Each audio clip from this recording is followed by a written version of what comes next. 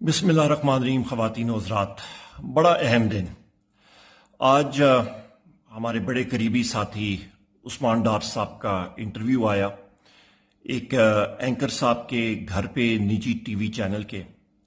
बड़ा इंटरेस्टिंग, कुछ सवालात ज़रूर उठते हैं। मैं आपके ज़हनों में एक चीज़ डालना चाहता हूँ। 5 महीनों से उस्मान डार साहब हमारे साथ दिन रात इधर उधर बातचीत करनी, मीटिंग्स में, मुख्तलिफ जगहों में।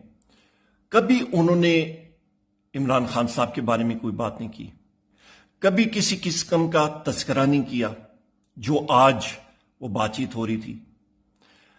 आज जो सिलसिला चल रहा था वहां पे उस्मान डार साहब, जिनको मैं जाती तौर पे एक बहुत निहायत ही मैं समझता हूं कि वो ईमानदार शख्स भी हैं, बहादुर शख्स भी हैं, डट के मुकाबला करने वाले शख्स हैं। आज उनकी जबान और उनके अल्फाज और उनकी बॉडी लैंग्वेज एक दूसरे के साथ बिल्कुल कोई कोऑर्डिनेशन नहीं थी।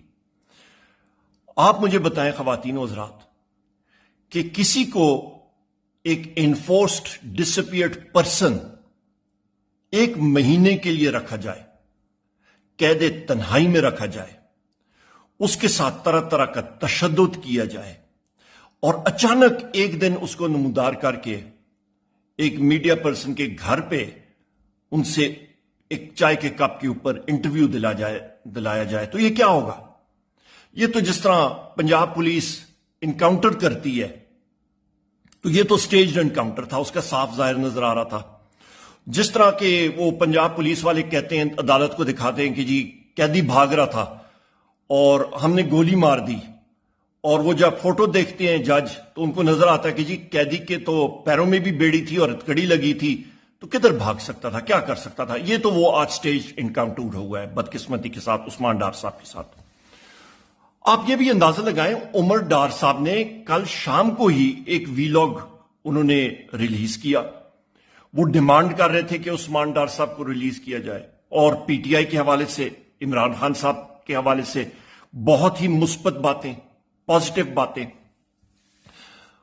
आप मुझे यह बताएं ख़वातीन व हज़रात, एक शख्स जिसकी वालदा, जिसके खानदान के घर पे तोड़फोड़ किया जाए, जिनकी वालदा को तशद्दुद का निशाना बनाया जाए, उनको रात के अंधेरे में आके पूरे खानदान को दरबदर किया जाए, उनकी फैक्ट्री को सील किया जाए, उनके घर को सील किया जाए, इससे क्या अक्स करते हैं आप?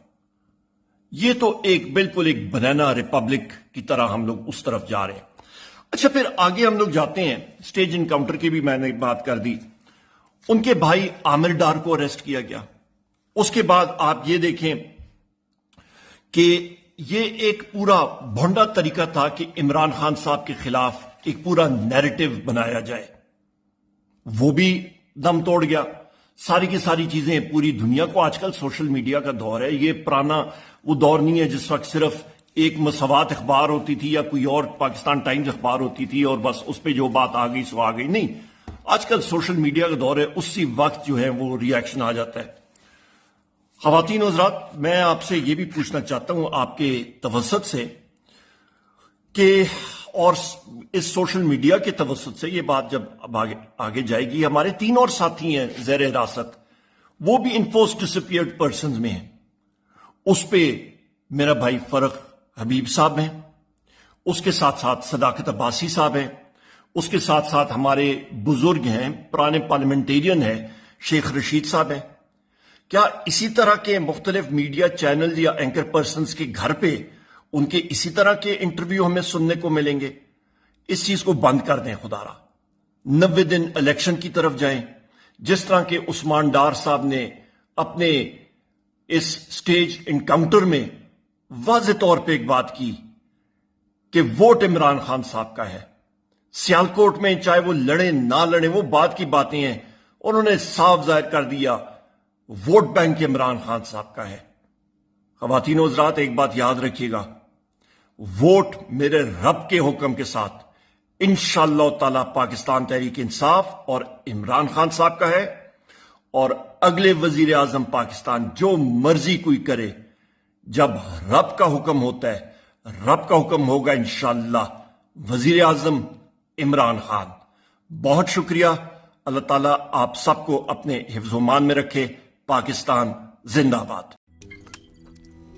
रोजनामा कुदरत की वीडियो देखने के लिए अभी YouTube चैनल पर सब्सक्राइब करें और बेल आइकन पर भी क्लिक करें।